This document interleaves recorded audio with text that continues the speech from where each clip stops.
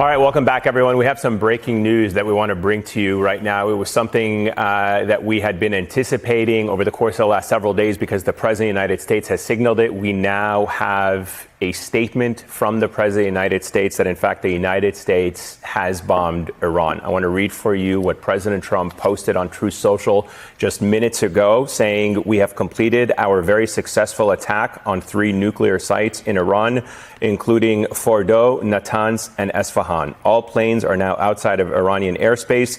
A full payload of bombs was dropped on the primary site, Fordow. All planes are safely on their way home. Congratulations to our great American warriors. There is not another military in the world that could have done this. Now is the time for peace. Thank you for your attention to this matter."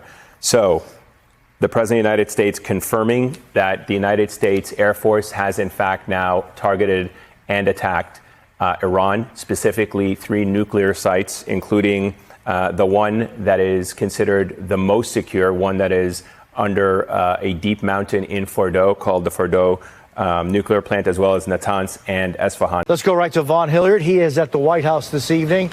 Vaughn, what else have we learned? The president just returned from his New Jersey golf course just about 2 hours ago.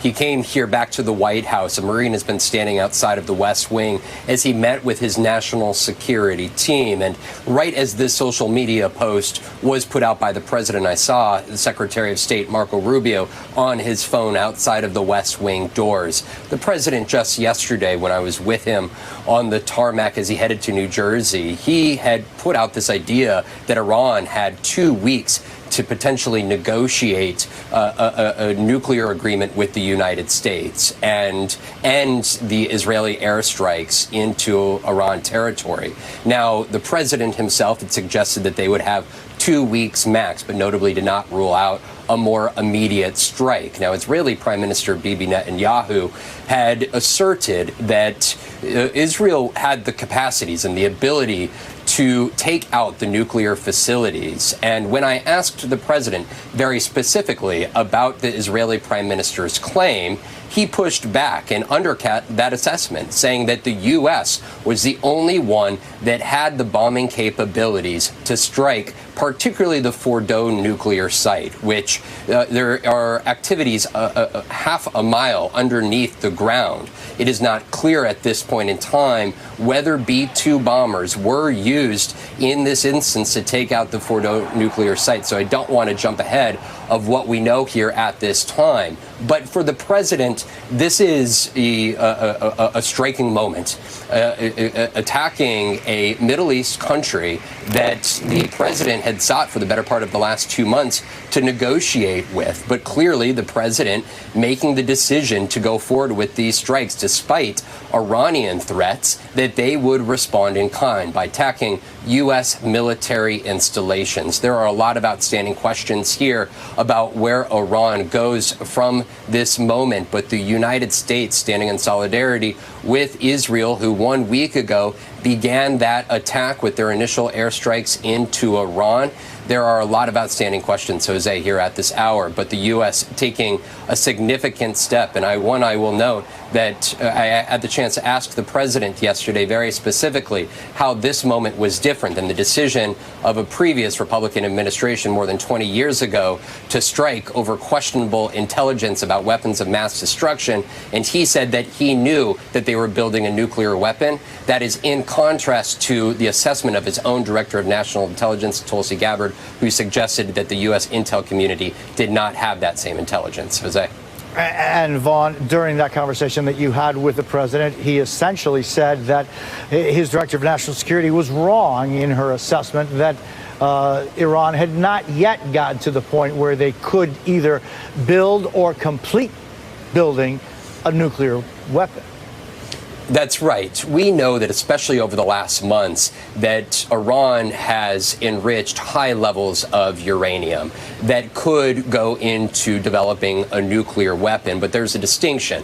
again, just yesterday in an interview with our Andrea Mitchell, the Iranian foreign minister exclusively told her that they are using uranium for peaceful purposes. Now, the question here that you just alluded to was Tulsi Gabbard. Again, Donald Trump, the president's handpicked director of national intelligence, standing by their assessment that they have no intel that an actual nuclear weapon was being developed. Now, there are questions of whether that would take weeks, months, potentially a year to actually build that weapon. But the Iranian foreign minister making it clear to our colleague Andrea Mitchell that they had no intent to build a weapon. Of course, this is a long-standing back and forth here between the United States and Iran. It was 10 years ago that under the Obama administration, an initial nuclear agreement was struck between several European countries and the United States that would allow inspectors into several of these facilities, including the Fordo nuclear site that we were just discussing that exists half a mile underneath the ground here. But back in 2018, the Trump administration decided to pull out of that. There were sunset provisions. They said that it did not address proxies of Iran and that they felt that issuing sanctions would be more serious means. So there's a lot of questions here tonight for the president and this White House to answer. Correspondent Matt Bradley. We heard from Prime Minister Bibi Netanyahu before we heard from Donald Trump. What did he have to say? Yeah, well, Nicole, I mean, Prime Minister Benjamin Netanyahu couldn't have been more pleased with President Trump. His very brief remarks in English were filled with superlatives and just in a palpable sense of joy at what President Trump had done. And it was actually extraordinary to see just how grateful Prime Minister Netanyahu was in such a public way. He said, America has been truly surpassed. It has done what no other country on earth could do. He said that President Trump in the United States acted with a lot of strength. He said, President Trump, I thank you. The people of Israel, thank you. The forces of civilization, thank you. And then he did God bless America, God bless Israel. It was very much just a totally dedicated speech to praising the president. And this is very interesting because remember, Nicole, just a couple of months ago, it looked as though President Trump and Benjamin Netanyahu were kind of on the outs. President Trump was negotiating with Iran, something that Israeli Prime Minister Netanyahu has constantly said he doesn't want to see negotiations with Iran. The president made a very high-profile visit to the Middle East and didn't visit Israel, America's top ally in the Middle East, one of its top allies in the world. So it looked as though the president and Netanyahu weren't going to be the best friends that everybody had imagined during the Biden years, when it looked as though Biden was very much falling out with Netanyahu. Now, President Trump seems to have sort of tethered himself, not just to Netanyahu, but to his adventures throughout the entire Middle East. And that could become very, very dangerous. You know, President Trump did mention Qasem Soleimani in that speech. Qasem Soleimani was the head of the Quds Force, who President Trump had assassinated back in 2020.